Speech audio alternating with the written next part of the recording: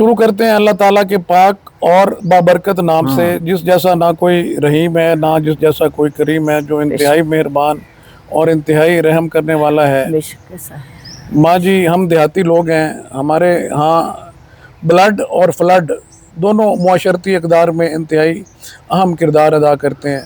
ہمارے ہاں ذات پات بہت دیکھی بھی جاتی ہے، پوچھی بھی جاتی ہے۔ ہمارے لوگ آج بھی شاید اس چیز کا بڑا ان کو بھگتنا بھی پڑتا ہے بعض اوقات۔ اپنی ذات تو کیا لوگ بعض اوقات دوسرے کی ذات بتاتے ہیں، زبردستی بتاتے ہیں۔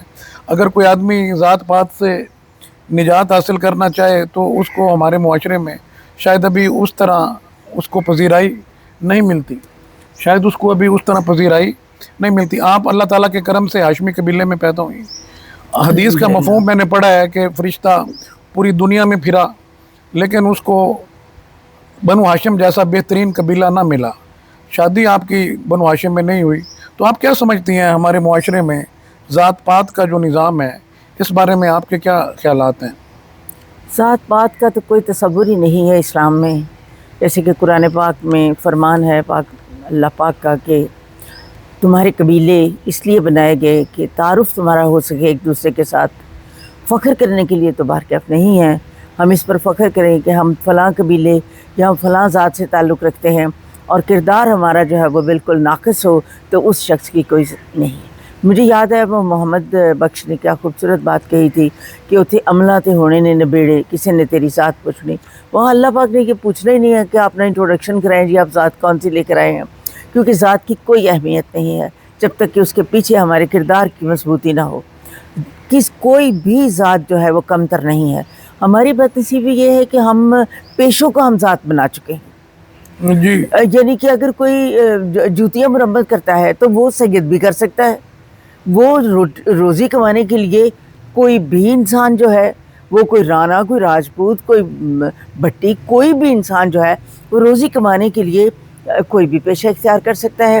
لیکن ہم کہتے ہیں جی وہ ذات کیا ہے، وہ موچی ہے ذات کا، کوئی ذات پیشہ ذات نہیں ہوتی۔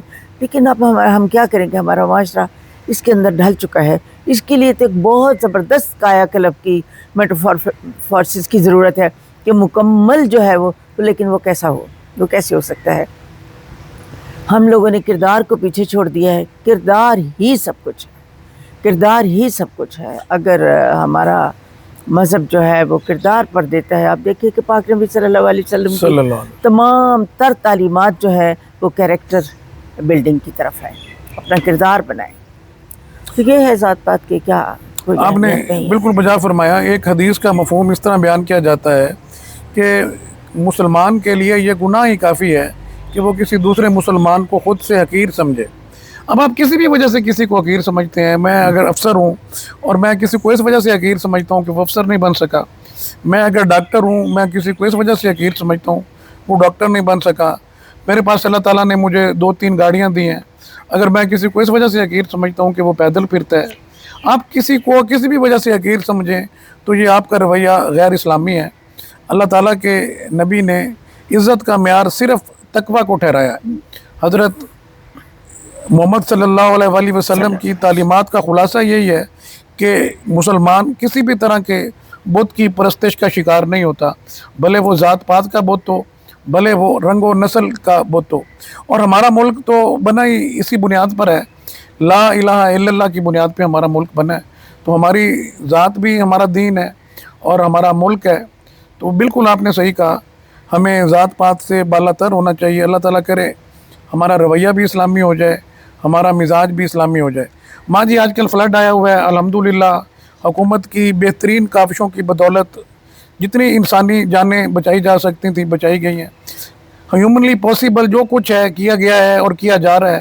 اللہ تعالیٰ ہمارے ملک کو محفوظ رکھے۔ باقی یہ آسمانی معاملات ہیں، یہ قدرتی معاملات ہیں، اگرچہ اس دفعہ جو ہمارے ساتھ ہو رہا ہے اس میں شاید ہمارے ازلی دشمن کی بددیانتی بھی شامل ہو، وہ اپنی شکست کو کبھی بھی نہیں بھلا پائے، معلومات کا تبادلہ نہیں ہو رہا، لیکن الحمدللہ وزیر اعلیٰ صاحبہ اور چیف سیکرٹری صاحب، کمشنر صاحبان، ڈپٹی کمشنر صاحبان، ہمارا میڈیا، ہماری سول سوسائٹی، ہماری جو سماجی تنظیمیں ہیں، ہمارے عام لوگ، وہ بڑے متحرک ہیں. اللہ تعالیٰ کا بہت کرم ہے کہ حالات کنٹرول کی طرف آ رہے ہیں.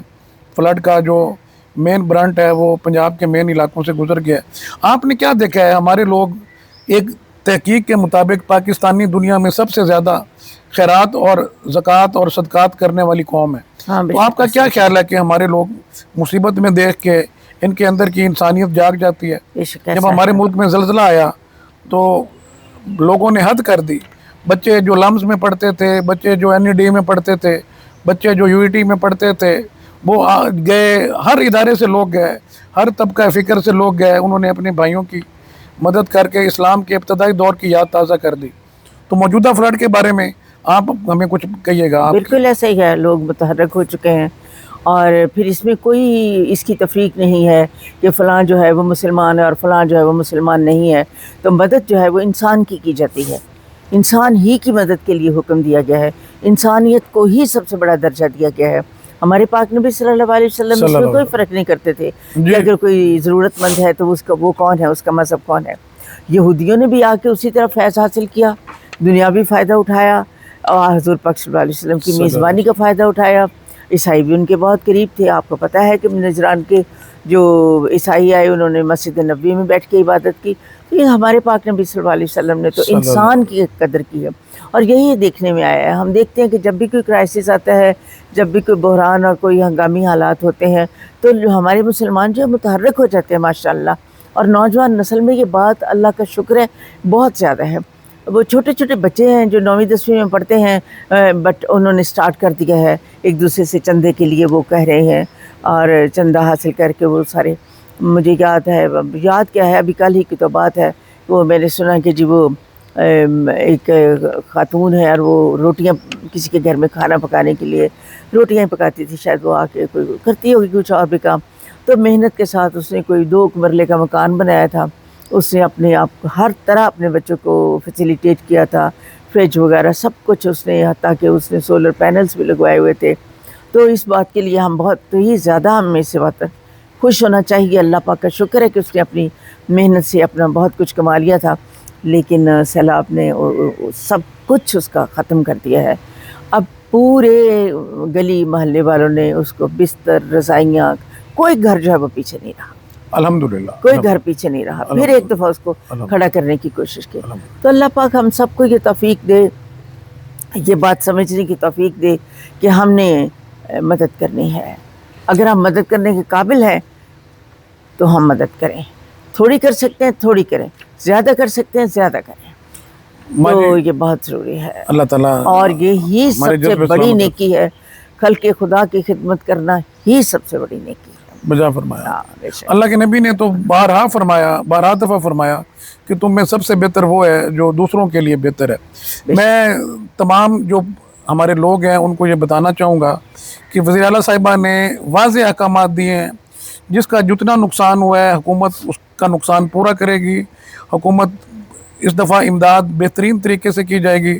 ہر کسی کو انشاءاللہ اپنے پاؤں میں کھڑا ہونے پہ پوری مدد دی جائے گی. اب ہم ریسکیو کے بعد دوسری فیز میں آ گئے ہیں. جن علاقوں سے فلڈ گزر گیا ہے وہاں نقصانات کا تخمینہ لگایا جا رہا ہے، اور انشاءاللہ حکومت، عوام، سول سوسائٹی، میڈیا، جب ہمارے لوگ اکٹھے ہو جائیں تو پھر فتح ہمارا ہی مقدر ہوتی ہے. اللہ تعالیٰ نے ہمیں ابھی ایک مارکہ حق میں فتح دی ہے. اصل ہماری لڑائی شیطان سے ہے. شیطان کو خیرات کرنے والے لوگ، شیطان کو دوسروں کی مدد کرنے والے لوگ بہت تکلیف پہنچاتے ہیں. شیطان کا پسندیدہ کام ہے وہ انسان کو غربت سے ڈراتا ہے، آپ کو اپنی آسائشوں کی طرف مائل کرتا ہے. شیطان بالکل نہیں چاہتا کہ انسان اپنی رقم، اپنا مال کسی دوسرے پر لگائے. لیکن الحمدللہ اللہ تعالیٰ نے ہمارے دل مومن کیے ہوئے ہیں. پاکستانی دنیا میں اپنے صدقات خیرات کے حوالے سے اور سوشل ورک کے حوالے سے جانے جاتے ہیں. انشاءاللہ ماں جی اب آپ دیکھیں گی، پوری دنیا دیکھے گی کہ اب لوگوں کی مدد کا فلڈ آ رہا ہے انشاءاللہ، اور اب لوگوں کی اچھائی کا فلڈ آ رہا ہے. اور انشاءاللہ ہم دنیا میں نہ صرف پہلے سے بہتر ہمارا امیج ہوگا، بلکہ پاکستان کا جو اللہ تعالیٰ نے دنیا میں پاکستان کی شان لکھی ہے، ہماری نئی نسلیں وہ شان حاصل کریں گی اور ہم پوری دنیا میں بہترین طریقے سے ہمیں یاد کیا جائے گا. اللہ تعالیٰ ہمارا حامی و ناصر ہو.